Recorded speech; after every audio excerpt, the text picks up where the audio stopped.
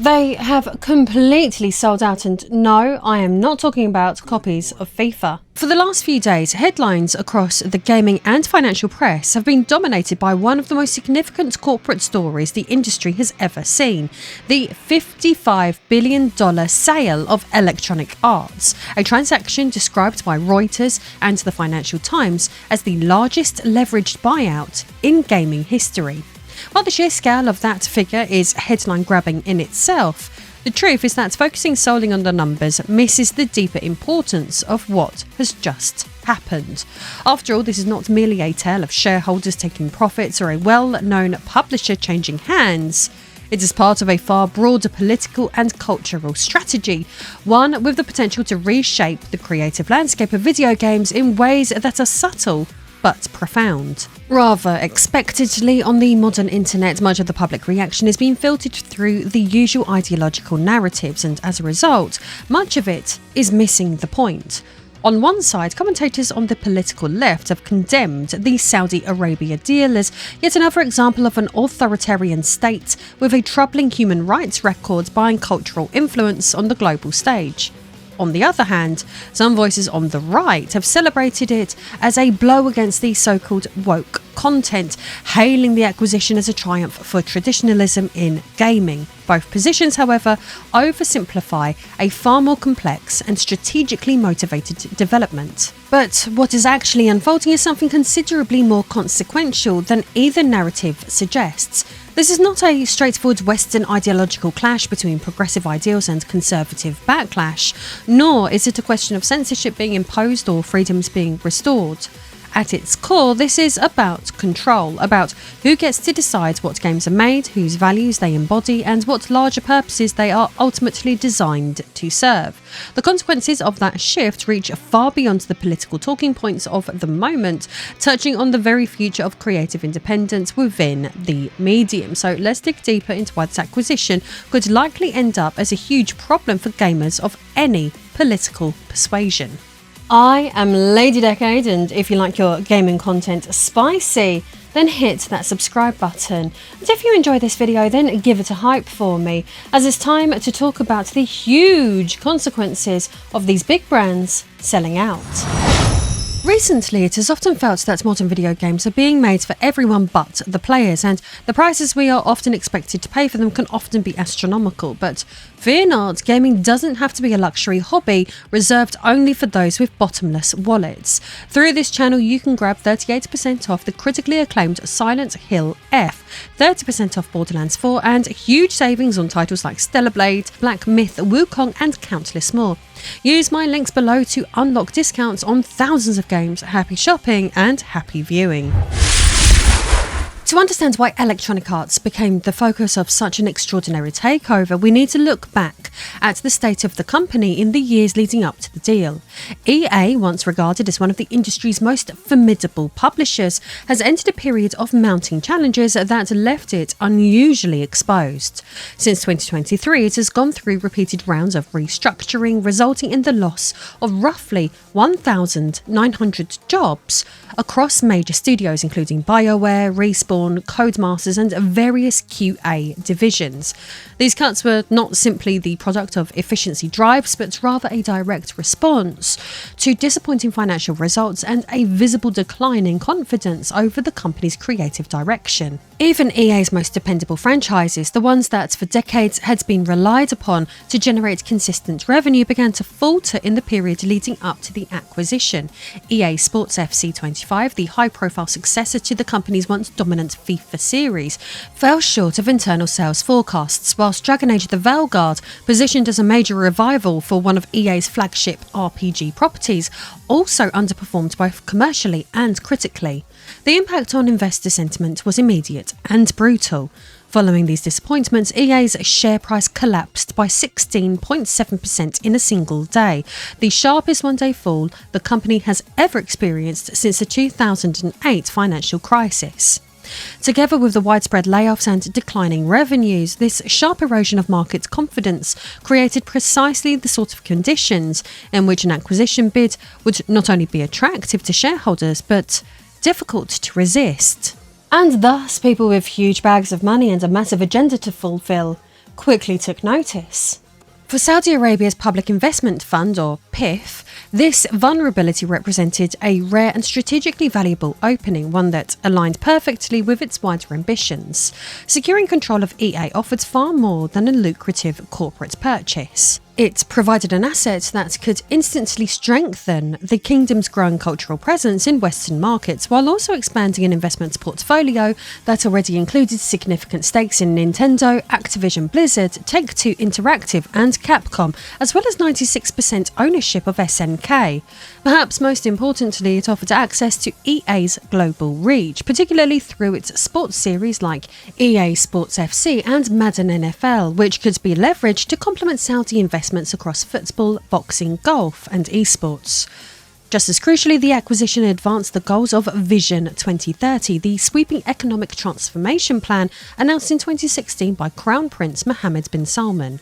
Vision 2030 aimed to pivot Saudi Arabia away from its historical reliance on oil and establish the country as a global centre for culture, sport and technology. As Reuters summarised in its reporting, the acquisition would be the largest leveraged buyout in history. PIF sees a chance to advance its ambitions of establishing a global centre for gaming and sports. In this sense, the EA deal was not simply a business decision, it was a calculated step in a long-term geopolitical project to embed Saudi influence at the heart of global entertainment. Decades ago, Trip Hawkins was, above all else, an innovator, a man who recognised that video games were not mere products but a creative medium worthy of the same cultural respect as film or music. Under his leadership, Electronic Arts was founded on that pioneering belief, treating developers as artists and boldly experimenting with how games were made, marketed and sold.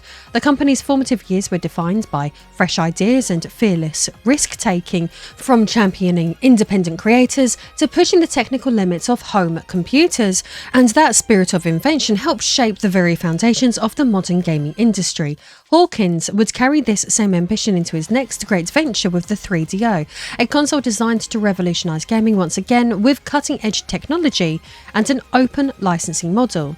Though it ultimately faltered commercially, the 3DO embodied the same trailblazing vision that had once made EA synonymous with creativity and innovation. If you're tired of the increasing darkness that hangs over modern AAA gaming, taking a break from the drudgery might do you some good. So over on my new retro-focused channel, Lady Arcade, I recently dedicated an entire episode to the 3DO and examined its surprising merits in 2025. But with that bit of nostalgia out of the way, it's time to turn our attention back to the present and to the far bleaker reality of today's EA. To fully grasp the significance of the company's current strategy, we need to situate gaming within the wider framework of Vision 2030. Culture, and particularly those industries with the power to shape global perception, sits at the very heart of this plan. Few mediums are as effective at projecting values and narratives across borders as video games, and even fewer possess the same capacity to cultivate soft power organically. With a reach of more than 3 billion players worldwide, gaming now engages larger and significantly younger audiences than traditional entertainment forms such as film, television or even professional sports, making it an unrivaled tool for influence on a planetary scale. Its strategic value lies not in its ability to deliver overt propaganda, but in the way it can subtly embed narratives, aesthetics and cultural priorities into experiences consumed daily by millions. Unlike film, which is constrained by entrenched distribution systems and regulatory oversight, or sports, which depends on costly physical infrastructure, gaming's influence spreads frictionlessly through digital distribution platforms, cloud services and online communities. It is this frictionless reach and its unparalleled capacity to shape cultural narratives at scale that make gaming an essential pillar of Saudi Arabia's long-term strategy for global influence. This strategic logic explains why the Public Investment Fund has pledged an extraordinary $38 billion for gaming investments by 2030, a sum that dwarfs the cultural budgets of many national governments and underlines the central role interactive entertainment now plays in Saudi Arabia's long-term plans. The goal is not simply to participate in the market as one player among many, but to entrench the kingdom as a structural pillar of the industry's future infrastructure. As Nicolo Maisto, CEO of ESL Faceit Group, put it succinctly, Saudi Arabia has moved beyond participating in the industry, it is actively shaping and leading its future. In practice, this means the kingdom is not content with acquiring individual studios or sponsoring a handful of esports tournaments. Its ambition is to construct an interconnected ecosystem in which development, distribution, competition, and cultural influence all pass through Saudi-controlled channels. The purchase of EA, therefore, is not an isolated transaction, but one piece of a much larger and more deliberate puzzle. The creation of a global entertainment landscape in which Saudi Arabia is no longer just a stakeholder, but the gatekeeper. If past behaviour is any indication, the effects of such involvement are unlikely to manifest as overt censorship or blatant creative interference. Instead, they emerge gradually, reshaping priorities, incentives and expectations until the creative product serves external interests first and its audience second. What's worse, we've already seen this unfold, but not in some hypothetical future, but right in front of us before our very eyes. So let's look at what Saudi Arabia has already changed. Two industries already transformed by Saudi investment, professional wrestling and fighting games, offer instructive examples of how this process unfolds. Perhaps the clearest demonstration can be seen in World Wrestling Entertainment's partnership with the Saudi state, which has repeatedly overridden creative decisions to serve political and commercial objectives. The WWE's once tightly structured storytelling has been routinely disrupted to accommodate the preferences of Saudi backers. Retired wrestlers long past their prime are regularly enticed back into the ring to headline events, not because it makes narrative sense, but because their presence delivers the spectacle desired by the hosts. Entire storylines have been paused or rewritten to feature personalities requested by Saudi organisers, one notable example being the shelving of a high-profile Cody Rhodes vs AJ Styles feud in favour of a showcase match involving influencer-turned-wrestler Logan Paul. Yeah, that's right. The famous NFT scammer who got famous for filming a dead body in a Japanese suicide forest. While, of course, there is some merit in heavily promoting Paul, he is a gifted and talented young athlete after all, perhaps the most infamous example of this creative vandalism came at Super Showdown 2019 when WWE staged a dream match between The Undertaker and Goldberg, two men whose physical primes were long behind them. What should have been a nostalgic spectacle worthy of their legacies instead devolved into a painful reminder of how far the company was willing to go to satisfy its Saudi partners. Goldberg, concussed early in the bout, could barely execute his signature moves, and The Undertaker, now in his mid-50s, visibly struggled to carry the match to its limp conclusion. The contest was widely ridiculed by fans and critics alike, not because either man lacked respect, but because it was so clearly a cynical exercise, a box-ticking exhibition for a regime more interested in marquee names than coherent storytelling or match quality. The same could be said of Shawn Michaels' ill-fated return to the ring. Having retired in 2010 after one of the most celebrated careers in professional wrestling history, Michaels had repeatedly stated that he would never wrestle again, a promise that became part of his enduring legacy. Yet in 2018, that promise was unceremoniously broken when he was coaxed out of retirement for a tag team match at Crown Jewel. It wasn't a triumphant comeback driven by creative necessity or fan demand. It was a transaction, pure and simple, and the result was a hollow, sluggish performance that even Michaels himself later admitted he regretted. The Saudi partnership hasn't just alienated fans, it's deeply divided the wrestlers themselves, some of whom have taken principled stands against participating in the kingdom's state-sponsored events in the past. Two of the most high-profile examples were John Cena and Daniel Bryan, both of whom refused to perform at the Crown Jewel pay-per-view in 2018. Cena, WWE's most recognisable modern-era star and a company ambassador for over a decade, was originally advertised for the event but quietly pulled out before the show, reportedly due to concerns about the Saudi government's human rights record, concerns that had been amplified by the murder of journalist Jamal Khashoggi just weeks earlier. Daniel Bryan, then one of the company's top babyfaces and WWE champion, followed suit. He too was advertised for a high-profile match at the Crown Jewel, but refused to travel, citing his own ethical objections and discomfort with the Saudi government's policies. Bryan's stance was particularly notable because, unlike Cena, he wasn't a part-time legend with Hollywood income to fall back on. He was an active champion in the prime of his career, willing to risk his standing within the company over a matter of principle.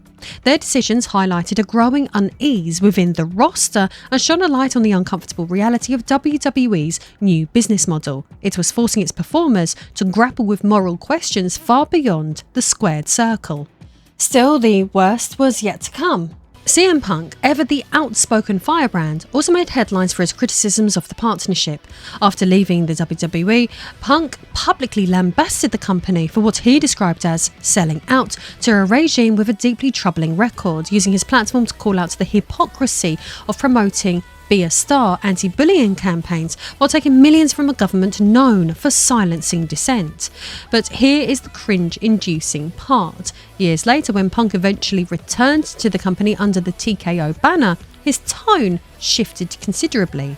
At a subsequent event, he struck a far more conciliatory note, even offering a thinly veiled apology to the Saudi crowd and praising the atmosphere of the show. It was a jarring reversal that many fans saw as evidence of just how difficult it is, even for the most rebellious figures, to remain defiant once they're under the WWE umbrella, a reminder that in the end, the gravitational pull of money and exposure often wins out over principle. Together, these incidents paint a picture of a company at war with itself, one where some performers try to draw ethical lines while others, willingly or otherwise, cross them. And as those lines blur, the wrestling world is left to wrestle with an uncomfortable truth. In the pursuit of power and profit, even its loudest critics can end up a part of the show. The WWE-Saudi collaboration bleeds into the very fabric of the wrestling promotion's public identity, shaping how the company presents itself and ultimately who it chooses to serve.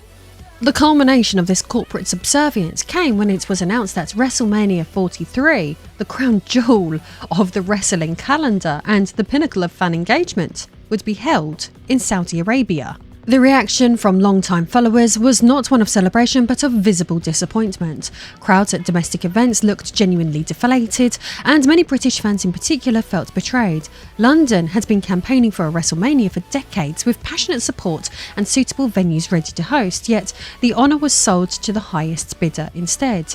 It was the clearest sign yet that the WWE no longer sees its audience as the heart of its business. The fans who kept the company alive through thick and thin are now secondary to the geopolitical aspirations and financial muscle of a regime eager to launder its image through the world's most recognisable sports entertainment brand. And in that moment, watching fans react with sadness rather than excitement to news that should have been historic, the full cost of this partnership was laid bare. It's not about getting money from paying fans anymore, it's about getting money whether anyone is actually consuming the product or not. Of course, a similar pattern is visible in the video game industry at the moment too, most notably following the Saudi acquisition of SNK. When the PIF acquired a 96% stake in the company, executives assured fans that creative direction would remain unaffected, yet that promise quickly proved hollow. Fatal Fury City of the Wolves, the first major release under Saudi ownership, featured two conspicuous guest fighters. Cristiano Ronaldo, who plays for Al Nassr FC, itself 75% owned by the PIF, and DJ Salvatore Ganacci, a regular performer at major Saudi cultural events.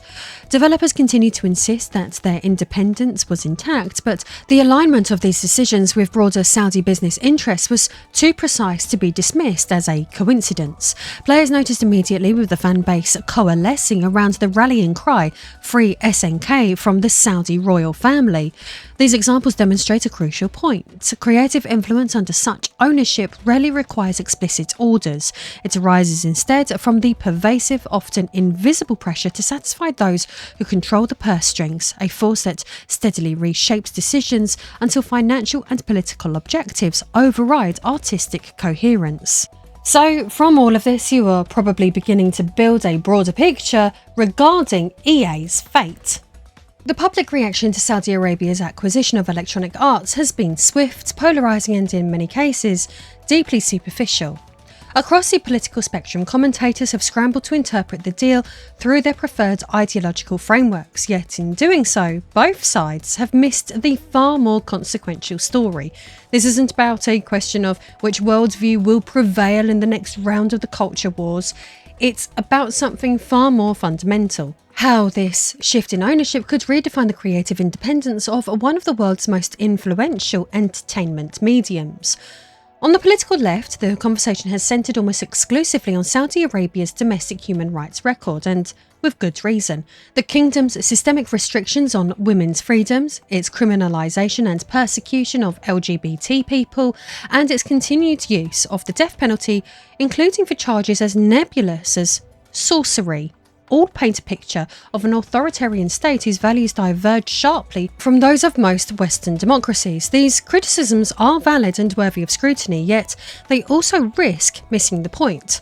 As BBC Sport observed in its coverage of Saudi investments in sport and entertainment, critics often highlight treatment of women and capital punishment, but miss the more subtle, equally damaging effects on creative autonomy. The real danger lies not simply in the nature of the regime itself, but in how its strategic priorities will inevitably shape the creative direction of the products it controls. On the opposite end of the spectrum, many right-wing commentators have greeted the acquisition with enthusiasm, interpreting it as a cultural correction, a signal that the era of woke messaging in mainstream gaming is coming to an end. To them, Saudi ownership represents a return to more traditional values and a rejection of progressive ideological narratives. Some have even gone so far as to celebrate the deal in crudely triumphalist terms, yet this response is no less misguided than the left's. Some commentators have even gone so far as to note that, despite their surface differences, both Islamic and Christian fundamentalists often share a surprising enthusiasm when their worldview is the one shaping the cultural landscape, even if it means cheering on a rival ideology simply because it pushes society in a direction they approve of.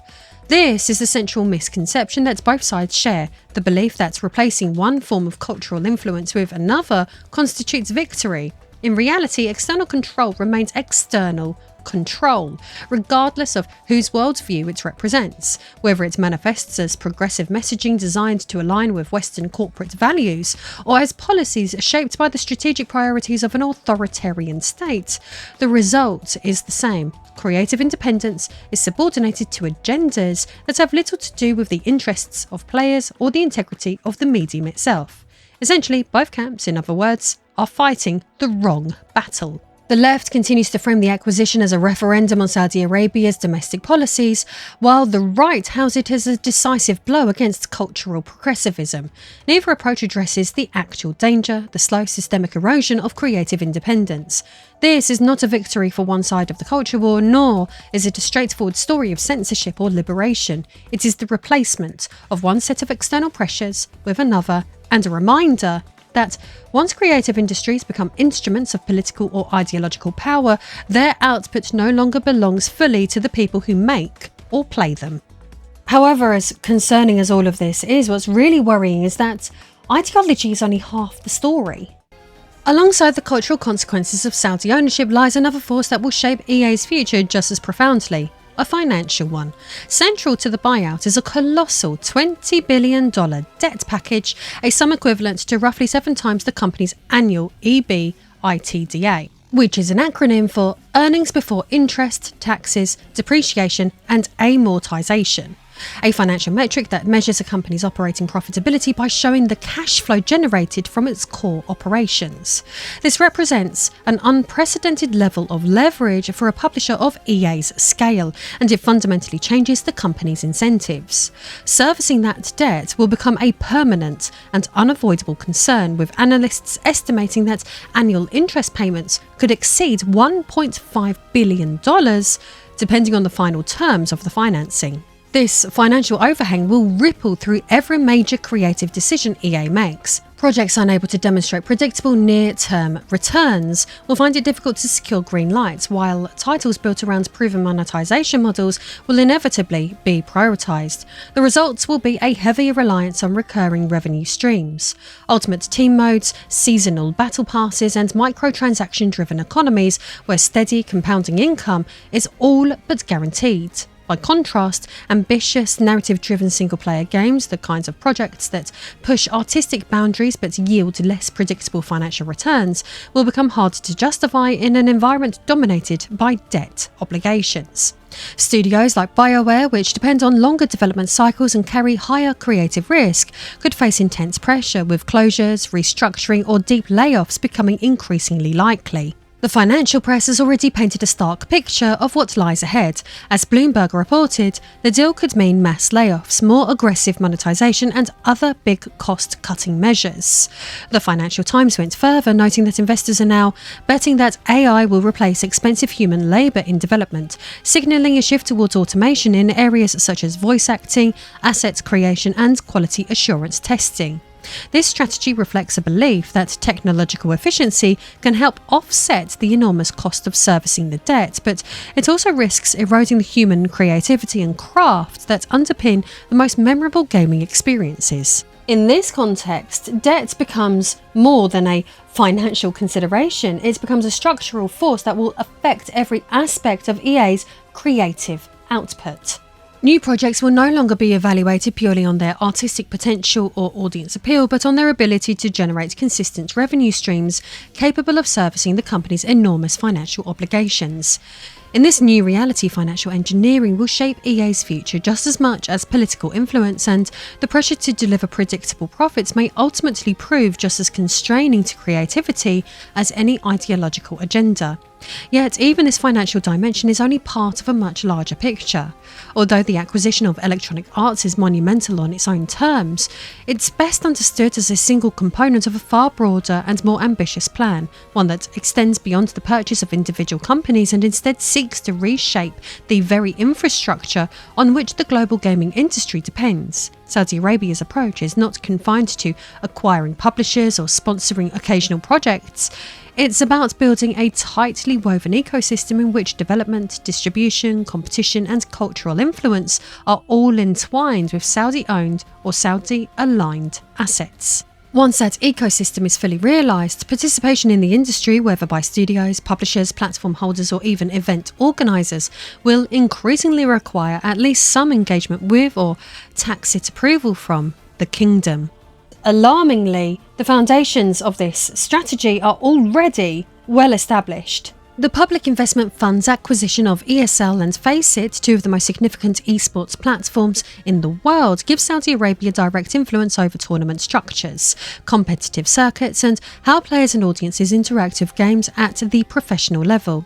Its $4.9 billion purchase of mobile giant Scopely extends that reach into one of the fastest growing and most profitable sectors of the industry, opening a gateway to audiences that traditional console and PC publishers often struggle to capture.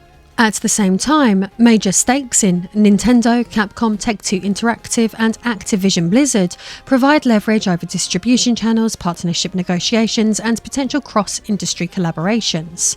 Digging even deeper, this infrastructure building strategy extends well beyond the digital space into large-scale physical projects designed to anchor future growth. Initiatives such as Qiddiya, envisioned as a vast entertainment and gaming city, and the planned Neom gaming hub reflect a deliberate effort to establish physical centres of gravity where talent, investment and events will naturally converge. These projects are not symbolic displays of wealth, they are intended to make Saudi Arabia an indispensable hub for the global games industry, drawing in developers, publishers and esports organisations eager to remain competitive on the world stage. The kingdom's ambitions are perhaps most visibly embodied in the Esports World Cup, a flagship tournament with a reported prize pool of over $60 million and a large-scale production infrastructure that few other nations could match. This event is more than a spectacle of competitive gaming, it's a demonstration of infrastructure dominance, showcasing not only Saudi Arabia's financial capacity to host events at a global scale, but also its technical capability to deliver them at a standard that rivals the biggest entertainment spectacles in the world. The result is a gravitational pull that becomes increasingly difficult for the wider industry to resist, as more and more of its competitive and commercial activity begins to orbit Saudi-controlled platforms and venues. Viewed in this light, the acquisition of EA is far more than a headline-grabbing transaction. It is a calculated step in a comprehensive strategy to construct an entertainment landscape in which global participation depends on navigating Saudi Arabia's influence. This is not merely about controlling a handful of blockbuster franchises. It is about shaping the very pipelines through which games are created, distributed and experienced, and in doing so, making Saudi approval a near essential condition of doing business in the gaming world. For players, the consequences of this transformation will not necessarily be immediate or obvious. Titles published under the EA banner will still feature the same branding, showcase familiar franchises, and likely retain the polish and production values audiences have come to expect, yet beneath that familiar surface, subtle but significant changes will begin to shape how these games are conceived, marketed and experienced. Over time, these shifts will accumulate, steadily transforming the creative landscape in ways that prioritise external objectives over the needs, expectations and desires of the audience. One of the most visible manifestations of this shift will be the growing presence of Saudi-linked content, crossovers, promotional events and marketing tie-ins woven directly into the games themselves. These collaborations may initially seem harmless, a tournament hosted in Riyadh here, a guest appearance by a Saudi-affiliated celebrity there, but their frequency and prominence will inevitably increase as the kingdom leverages its ownership to promote its wider entertainment ecosystem. Alongside these highly visible integrations, more subtle changes will occur behind the scenes. Storylines, settings and character designs may begin to reflect cultural sensitivities intended to avoid offending Saudi norms, while certain features or narrative elements could be quietly removed altogether to sidestep potential image issues. Creative decision-making will also be shaped by the financial imperatives discussed earlier. Risk-taking, the engine that has historically driven innovation in game design, will increasingly give way to conservative strategies focused on maximising player retention and ensuring predictable revenue. The emphasis will shift towards live service models, seasonal content and microtransaction systems, not because these enrich player experience, but because they guarantee the consistent cash flow required to service debt and satisfy investors. This, in turn, will further discourage experimentation as the financial consequences of failure become too severe for a highly leveraged company to absorb. There are already signs of this shift across the wider industry, as Forbes observed. The largest franchises in gaming are increasingly being managed for short-term returns and long-term soft power, not pure artistic expression or fan delight. That observation encapsulates what players should expect in the years to come, games that still look and feel like the ones they know, but which increasingly serve priorities that have little to do with creativity, artistry or audience enjoyment. They will continue to entertain, sell millions of copies and occupy cultural space, but they will do so while advancing objectives that extend far beyond the screen.